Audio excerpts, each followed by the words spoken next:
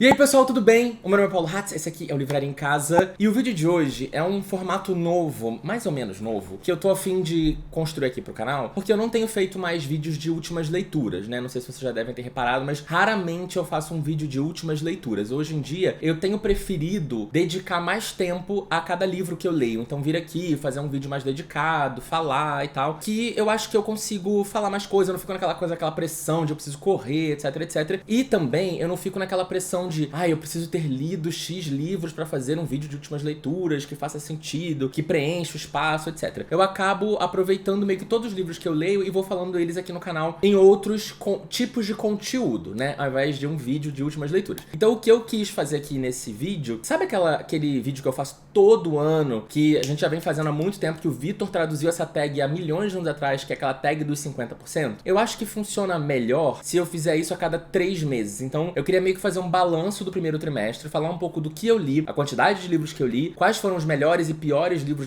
desse momento todo. Eu até fiz uma conta pra ver qual foi a minha média de estrelas dadas nesse período. Enfim, falar um pouco como foi esse primeiro trimestre, e aí no final do segundo trimestre a gente faz de novo, terceiro trimestre. No final do ano provavelmente não vai ter, porque já tem aquele melhores do ano, né? Talvez eu até possa fazer e depois fazer o melhores do ano, sei lá, não sei. Mas a princípio, acho que funciona bem a gente fazer esse grupo de cada 3 meses, porque daí eu acho que fica uma quantidade boa de livros pra falar, não tão grande, mas também não poucos livros assim, né? Porque eu sei que a galera gosta de quantidade. Bom, vamos logo então começar. Antes, por favor, se inscreve no canal, me siga nas redes sociais, eu tô em todas elas, eu tô quase batendo 100 mil no TikTok, por favor, me siga lá. Faltam 8 mil pessoas só pra bater 100 mil, então não deixa de me seguir lá. E também de comprar todos os livros que eu vou falar aqui, ou qualquer outra coisa pra sua casa, no site da Amazon, usando o link do canal, que tá aqui embaixo, tá? Salva nos seus favoritos, deixa ele guardado, manda pros amigos quando eles quiserem comprar uma coisa na Amazon, tá? Que essa é a principal fonte de renda do Livraria em Casa. Bom, enfim, vamos lá. Tô aqui com a minha lista de livros lidos em 2024, já quero adiantar, até pra eu já começar com uma boa conversa. Nesses primeiros 3 meses, hoje eu tô gravando no dia 29, ainda tem mais 2 dias pela frente. E eu pretendo terminar um outro livro nos próximos dias, mas eu não sei se eu vou conseguir terminar ele nesse final de semana, porque eu tenho uma live na segunda-feira com os apoiadores pra gente discutir aquele livro Lugar Errado, Hora Errada, da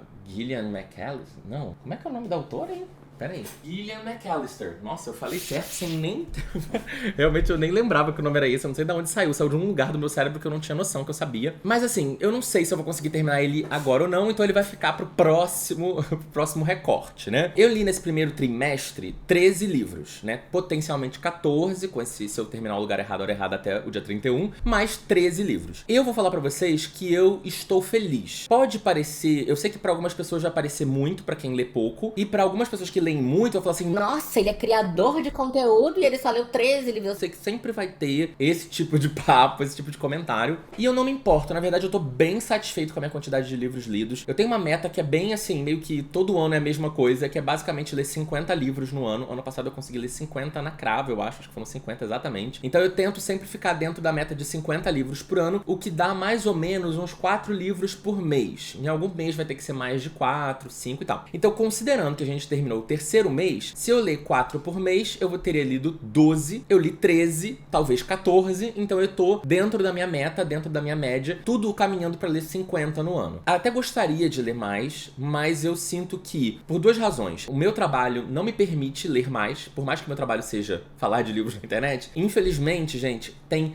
uma infinidade de coisas que a gente precisa fazer pra ganhar dinheiro. Eu espero muito que um dia eu não precise me prender a todos os trabalhos que eu faço, etc, etc, e eu possa me focar exclusivamente à leitura e a fazer vídeos dos livros que eu li. Se minha vida fosse só isso, estaria maravilhoso. Mas a gente tem que fazer publi, a gente tem que responder e-mail, a gente tem que fazer relatório, emitir nota, fazer contabilidade, responder as pessoas, interagir com as pessoas, criar conteúdo pra 200 redes diferentes, e mais a nossa vida pessoal, que também tem um monte de outras coisas acontecendo. Então, eu não consigo. Além de tudo, eu sou essa pessoa que você já sabe, eu já falei, sou muito ansioso, muito difícil hoje em dia eu conseguir me concentrar por muito tempo na leitura, eu tenho muita dificuldade pra conseguir realmente me concentrar na leitura, eu preciso me colocar prazo, eu preciso me forçar, porque se deixar, acabo lendo e me desconcentrando e parando toda hora pra fazer alguma coisa, pra responder um negócio, que o meu celular apita, etc, etc. E também, eu acho assim, eu quero ter uma experiência de leitura onde eu consiga pensar sobre os livros que eu tô lendo, refletir, não ter que fazer tudo na correria pra poder vir aqui dar uma opinião que às vezes eu ainda não amadureci, sabe? Isso também é uma coisa muito importante pra mim que eu venho aprendendo ao longo dos últimos anos, que é amadurecer mais as opiniões antes de gravar. Porque às vezes a gente tá naquela coisa de, nossa, eu preciso gravar, pro vídeo sair na segunda, eu preciso gravar o vídeo até quinta ou sexta, dependendo do tamanho. Então eu preciso me planejar muito pra terminar, e às vezes eu tenho que correr que nem um doido pra terminar o livro na hora de gravar. Então assim, eu tenho tentado fugir um pouco desse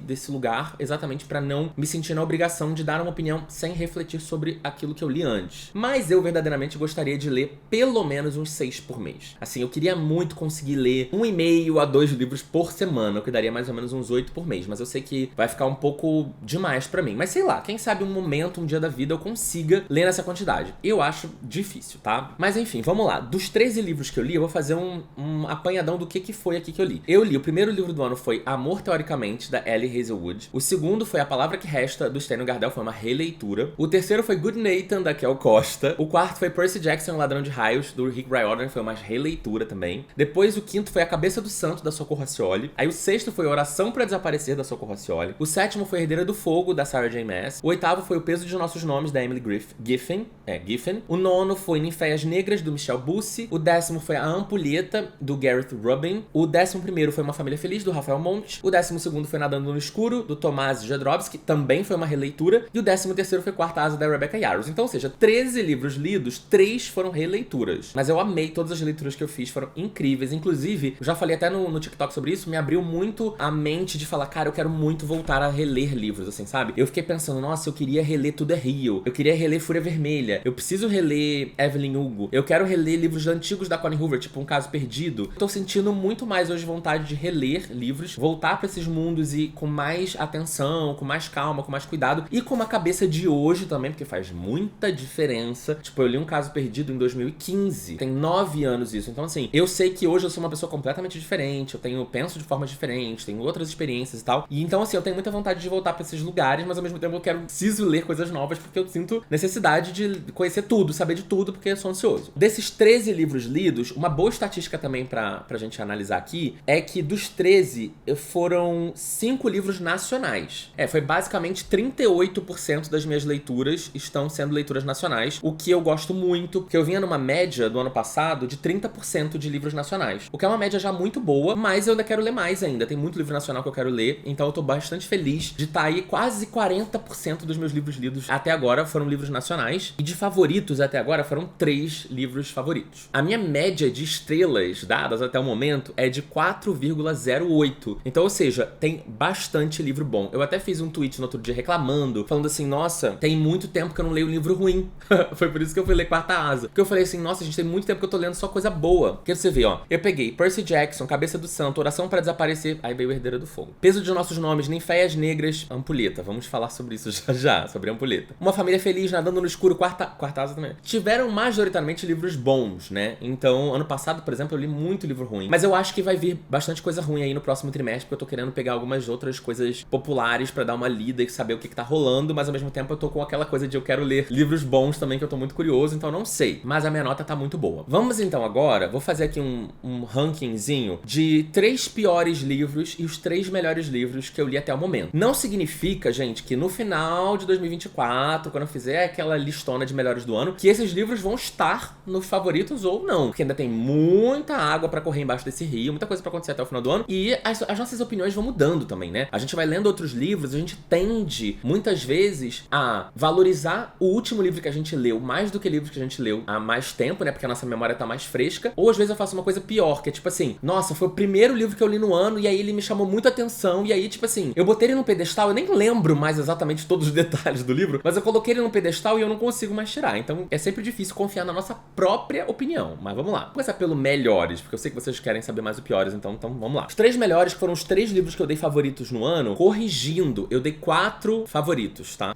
Não foram 3, eu esqueci de botar um coraçãozinho em um. 4 favoritos foram A Palavra que Resta, do Stênio Gardel. É um livro incrível. Eu já tinha feito essa leitura em 2022, refiz a leitura agora em 2024, fiz um vídeo pro meu TikTok e pro meu Instagram, contando mais detalhes e por que eu gostei tanto do livro. Fiz essa releitura porque eu tive um encontro com o Stênio Gardel pra fazer uma mesa, um bate-papo numa livraria aqui perto da minha casa, casa. E foi, assim, incrível, foi maravilhosa. Tanto a experiência de reler o livro, quanto a experiência de conhecer o Stênio mais, né, de perto. Então, assim, foi muito, muito bom. Acho que eu já falei muito desse livro aqui. Não tem nenhum vídeo exclusivo de A Palavra que Resta no meu canal. Assim como não tem de Evelyn Hugo, ou seja, os meus livros favoritos da vida. Eu não faço vídeos dedicados no YouTube. Não sei por que razão, não sei o que rolou, não sei o que aconteceu. Acho que é porque quando eu li A Palavra que Resta em 2022, eu gostei, mas eu não amei a esse ponto que eu amei agora. Mas agora já tá meio que tarde demais pra fazer vídeo sobre esse livro. Sei lá, não sei. Mas tem um vídeo de uns 4, 5 minutos no TikTok e no Instagram, se vocês quiserem ir ver lá mais detalhes. Mas é aquele livro maravilhoso que conta a história de um cara de 70 anos, que é um cara gay e que ele não sabia escrever, analfabeto, e ele recebeu uma carta de um boy que ele era apaixonado quando ele era adolescente. E ele passou a vida inteira sem ler essa carta porque ele não sabia ler e ele não queria pedir pra ninguém ler pra ele. Primeiro porque ele queria ter a experiência da leitura e segundo porque ele tinha um pouco de vergonha também. Um pouco não, muita vergonha de ser gay. Por muito tempo da vida dele ele não aceitou isso. A gente vai acompanhar a vida desse senhor de 70 anos de idade até o momento do final do livro, onde ele finalmente consegue se alfabetizar e vai poder ler a carta. O outro livro que tá favoritado aqui é A Cabeça do Santo, da Socorro Racioli, que eu também fiz um vídeo. Esse eu fiz um vídeo pro canal. Eu fiz um vídeo da Cabeça do Santo e do Oração pra Desaparecer. Fiz essa dobradinha, até porque li os dois livros meio que um seguido do outro. O A Cabeça do Santo foi um livro que a gente leu no meu clube de apoiadores. Então, se você quiser participar de um clube do livro comigo, uma live, todo mês a gente discute um livro incrível, não deixe de apoiar o canal, o link tá aqui na descrição. A partir de R$25 você pode participar do clube do livro mensal, né? Inclusive, muito obrigado a todos os apoiadores, assim, tá sendo muito bom ter essa meta de apoio hoje, tá muito maior. Eu tô conseguindo receber muito mais pelos apoiadores, o que pra mim é fundamental, porque eu perdi aqueles contratos fixos, né? Então, os apoiadores se tornaram o meu esquilo, o meu contrato fixo. Então, por favor, continue apoiando, me ajuda muito, muito, muito. Venham pessoas novas, é muito divertido. E como eu já falei, né, no outro vídeo, então também vou ser bem resumido, conta a história de um menino que perde a mãe, e aí a mãe deixa meio que uma missão pra ele. Quando ela morre, ela fala pra ele que ele precisa ir até a cidade, uma cidade vizinha, que é onde mora o pai, e a mãe desse pai, né, a avó desse garoto, moram nessa cidadezinha, pra ele ir lá, pra, tipo assim, interagir com eles, perguntar, enfim, falar com eles e meio que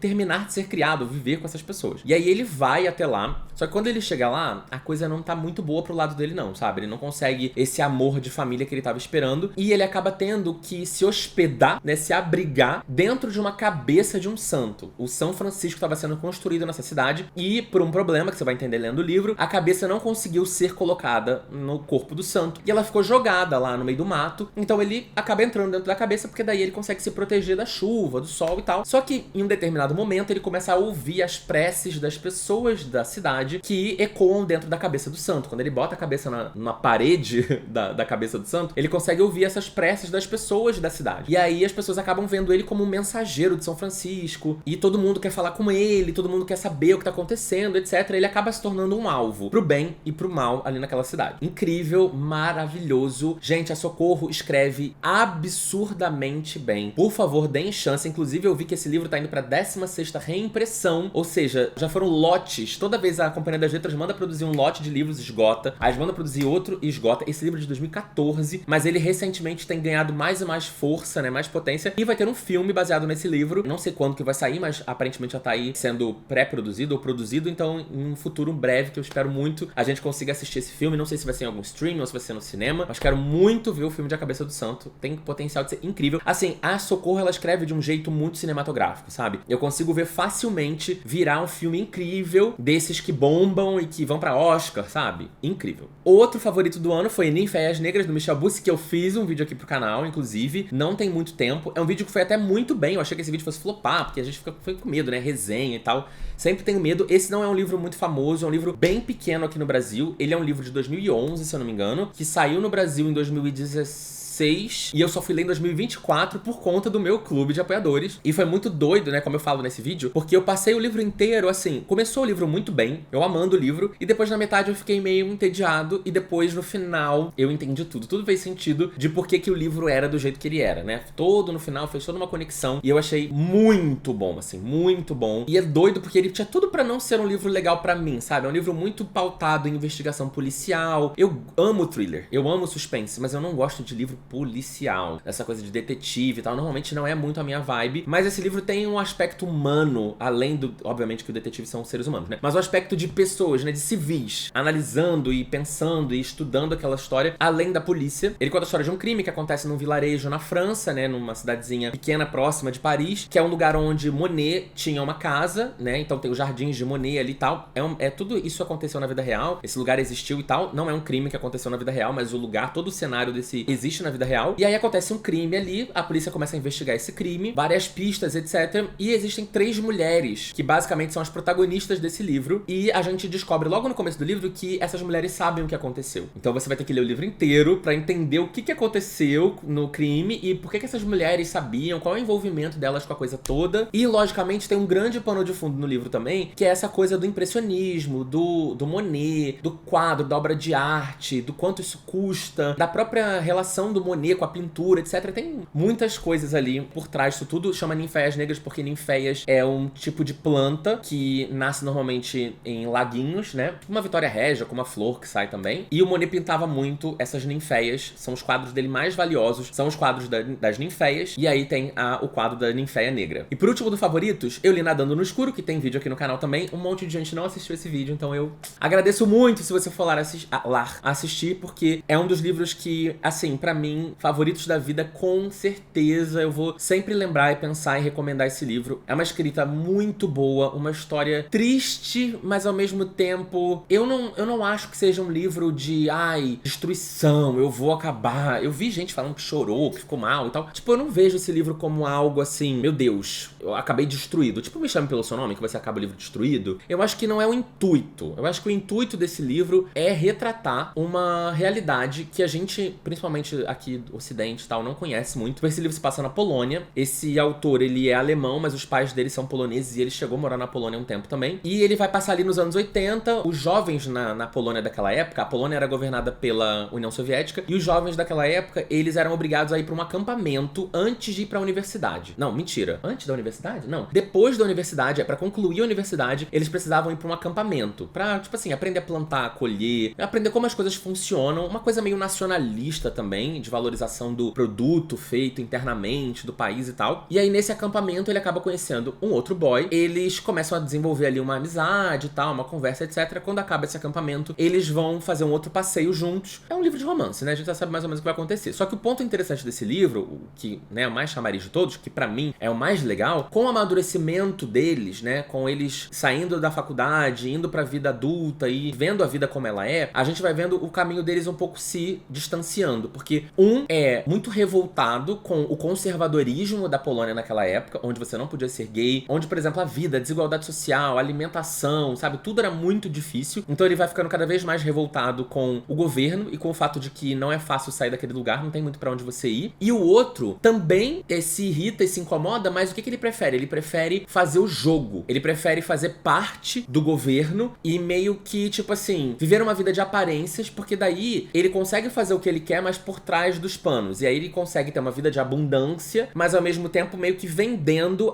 os seus princípios pro governo. E aí é onde tem a verdadeira dificuldade, né? A diferença de vivência, de opinião, de visão de mundo que eles passam. E eu acho que é por isso que eu amo tanto esse livro, porque não é um livro de romance por romance. Ele é um livro de romance que tem um fator histórico, um contexto histórico, político, social muito importante. Especialmente de um país que eu não conheço tanto, que é a Polônia. Agora, os livros que eu não gostei. Falei dos 4 que eu gostei, né? Porque eu falei dos 4 favoritos. Mas eu vou falar só de 3, porque senão a gente vai ficar aqui a vida toda. Mas eu acho assim também, eu acho que vocês basicamente sabem tudo os que eu menos gostei, né? O que eu menos gostei é o Good Nathan, da Kel Costa. Eu já fiz um vídeo enorme aqui no canal, detalhando esse livro. É tão doido, porque assim, já até me fugiu um pouco da memória tudo sobre esse livro. Parece que eu li ele no ano passado. Quando eu falei, nossa, eu li esse livro esse ano, parece que eu li há tanto tempo. Porque assim, evaporou da minha cabeça. Eu li, gravei o vídeo e o meu cérebro meio que abriu espaço para outras coisas. O que é bom, de uma certa forma, porque eu não amei, então melhor utilizar esse espaço pra uma outra coisa. Mesmo que eu me lembro aqui, são 2 irmãos, um é mais escrotinho, o outro é menos escrotinho.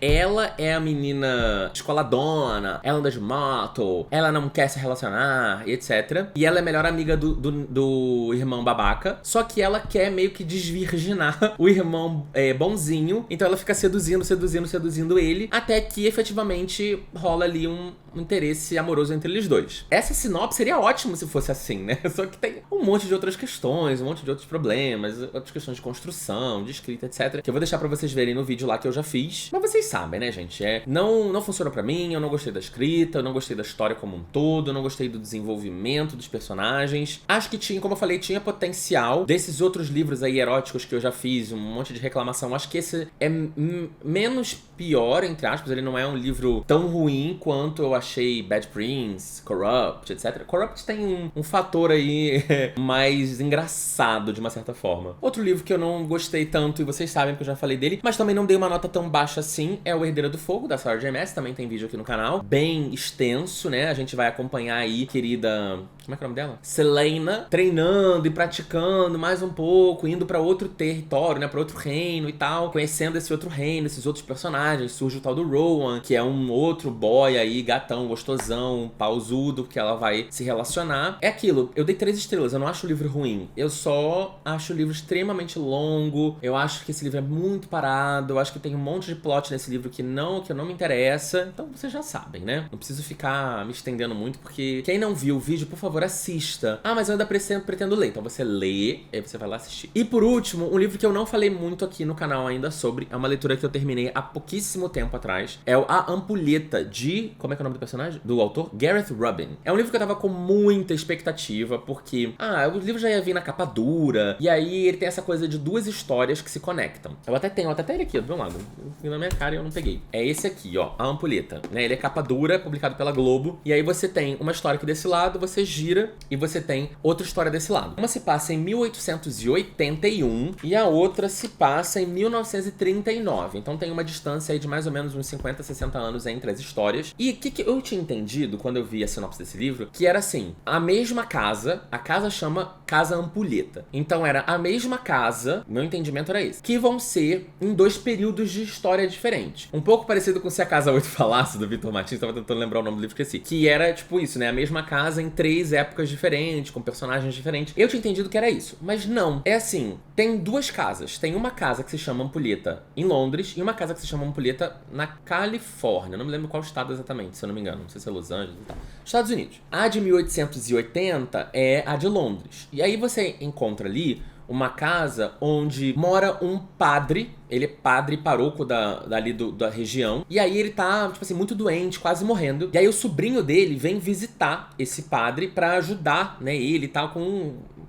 a medicina. Tem uma medicina bem arcaica, 1800 e pouco, né? Então ele vai lá pra ajudar o tio e tal, não sei o quê. Quando ele chega lá, ele descobre que é uma mulher que ela fica trancada numa jaula de vidro dentro da Casa Ampulheta. E ele descobre que essa mulher tá presa ali porque ela matou o irmão do padre, do paróquio. Ela era casada com esse irmão do padre e ela matou o cara. E aí eles prenderam ela ali, né? Ela tá presa ali nesse lugar. E aí esse menino médico que chega, ele fica tipo assim, mas que história é essa? Ele acaba ficando muito curioso com essa mulher. Por que ela tá ali? Ela não fala, ela assim, não se comunica, então ela só olha e ele fica falando com ela e ela não faz nada. E aí ele fica num mix de pena, curiosidade e o tio doente. Por que o tio tá doente? Por que o tio não melhora? O que tá acontecendo com esse tio? E aí ele vai entendendo que assim, a cidade odeia aquela casa, odeia aquelas pessoas. Por que todo mundo tem uma relação tão ruim com as pessoas que moram naquela casa? É um vilarejo assim, bem... coisa meio bucólica, meio soturna, meio abandonada, sabe? Uma coisa meio assim. E aí eu tava super intrigado, adorando a história aí. Só que daí vai entregar um monte de personagem. E aí começa a ter um monte de coisa. Não, porque no passado fulano fez isso, porque fulano fez aquilo, porque fulano fez aquilo, porque... Aí, a primeira história acaba de um jeito brusco, com pouca explicação, com muito personagem, muito vai e volta, muita confusão. Acaba. Aí você vai pra outra história, que se passa nos Estados Unidos, e aí você vê que existe uma referência a essa casa e a essa primeira história. Mas aí é uma outra coisa diferente que eu não posso contar, porque senão vai ser um spoiler muito grande. Eles falam sobre essa casa, tem um momento em que eles vão visitar essa casa, então aí você percebe que a história inicial não é bem assim, que na segunda história você entende um pouco melhor a primeira. Eu acho assim, gente, a ideia é incrível. Eu já fiz esse vídeo aqui no canal. Sinopses desperdiçadas. Sinopses maravilhosas, ideias incríveis de livro que eu acho que o autor poderia ter entregue de uma forma muito melhor e não entregou. Então acho que pra mim ficou confuso, ficou muitos personagens diferentes. Essa coisa de uma casa ser nos Estados Unidos, a casa ser na Inglaterra, faz pouca noção. Por que as casas têm o mesmo nome de Ampulheta? Por que Ampulheta? Tipo assim, tem uma outra referência e tal, mas assim, sério, gente, muito longe longe do que eu achei que seria a história toda. E até aí tudo bem, né? Eu gosto de ser surpreendido, eu gosto de descobrir uma coisa nova. Só que a minha surpresa como novo, na verdade, foi decepcionante, porque eu acho que faltou tanto mais, sabe, ritmo, personagens mais cativantes. Eu queria me apegar a essas pessoas e é isso. Tinha muito potencial e eu simplesmente terminei esse livro entediado. Então, assim, foi uma leitura que eu... Não funcionou pra mim. Não vou dizer que o livro é ruim. Eu dei 3 estrelas pra ele também, se eu não me engano. Então, assim, não é que seja ruim, mas eu esperava tão mais dessa história. Eu esperava, no mínimo, 4 estrelas. Quando ele começou, eu tava assim, nossa, que legal, que maneiro, que maravilhoso. Descobri um livro novo legal e tal. E depois eu fiquei meio... Ai, podia ter entregue mais. Então é isso. Em breve eu vou falar um pouco mais sobre Uma Família Feliz, provavelmente do Rafael Monte. Provavelmente eu vou falar nas redes sociais, no Instagram e no TikTok. Então não deve ter vídeo aqui no YouTube, tá? Só pra vocês saberem. Então me sigam por lá, pra vocês saberem o que eu achei de Uma Família Feliz do Rafael. Eu acho que eu já soltei em algum lugar que eu gostei. Tem uma coisa ou outra que eu não amo, mas gostei majoritariamente do livro, mas vou contar mais detalhes depois. Esse livro aqui, eu acho que eu não falei no canal, mas, gente, vão ler. Tá difícil de ler, né? Porque ele é meio um rosinha lavado, escrito em branco. O Peso de Nossos Nomes, da Emily Giffin. Um romance muito legal e diferente da média, tá? Não é um romance, enemies to lovers, triângulo amoroso, age gap. Quem tá um pouco de saco cheio, quiser um romance mais maduro, vê o Peso dos Nossos Nomes. É muito legal, porque conta a história de uma menina que é modelo e teve uma vida bem difícil até ela conseguir essa carreira. E o cara, ele é um queridinho da América, ele é um namoradinho da América, tipo o Príncipe Harry, só que dos Estados Unidos, porque o pai dele foi presidente dos Estados Unidos, o pai dele morreu, e aí ele ficou, tipo assim, herdou essa fama, todo mundo fica assim, e aí, o que será que esse menino vai entregar? Porque, né, ele é filho de um cara que foi muito importante e influente. E aí tem muitas expectativas sobre ele, e ele vive eternamente nessa coisa de não sei se sei lidar com essas expectativas, e ele conhece ela, e eles começam a ter um relacionamento, só que a vida dele é muito pública. E a vida dela era pública, mas assim, só a cara dela, né? As pessoas não... A modelo passa muito por isso, né? As pessoas não querem saber, eu não quero saber seu background, eu quero saber só... Você modela bem, você desfila, você tira foto, você tem personalidade, mas assim, o background não interessa. E só que pra um cara que vai ser o tempo todo, ter a sua vida analisada pelo povo americano, todas as questões de vida que ela traz podem ser um problema. Mas vocês precisam ler. Tem um pouco de história dos Estados Unidos, tem um pouco de política, num geral, mas política americana, mais política acho que num geral. E muito essa coisa de opinião pública, de como ter uma vida autêntica quando tá todo mundo prestando atenção em você, entendeu? Seja você famoso, uma celebridade, seja você um político famoso, enfim. Leituras incríveis, eu tô muito feliz com o ano 2024 até agora, tô dentro da minha meta, li livros muito bons, li algumas bombas, fiz alguns vídeos muito legais aqui pro canal, mas ainda vem muita coisa aí. E eu tô feliz que descobri Socorro Racioli, que já se tornou uma das minhas autoras, assim, tudo que ela lançar eu vou querer ler. Quero ler mais livros do Michel Bussy, do Ninféias Negras, já até recebi acho que um de presente pra ler. Quero ler mais coisas da Emily Giffin também, essa autora do Peso dos Nossos Nomes, porque eu já vi que ela publicou uma porrada de coisa, inclusive livro que já virou filme. E Ellie Hazelwood, que eu dei uma pausa nela, né, que foi o primeiro livro do ano que eu li, que foi O Amor Teoricamente. Eu não odiei, mas também não amei, ficou meio que...